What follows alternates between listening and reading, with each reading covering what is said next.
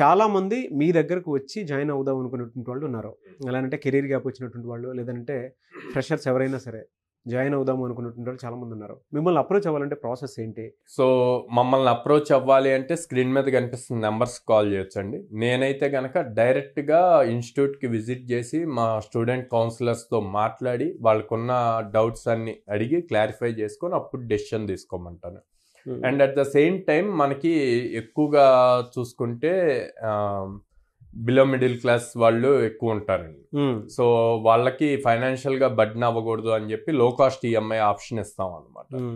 So అదొకటి వాళ్ళకి fetching అవుతుంది. తర్వాత నెంబర్ ఆఫ్ ఆపర్చునిటీస్ అన్నవి డ్రైవ్ ఆపర్చునిటీస్, ప్లేస్మెంట్ ఆపర్చునిటీస్ అన్నవి ఇస్తున్నాము. At the same time up skill చేస్తున్నాము.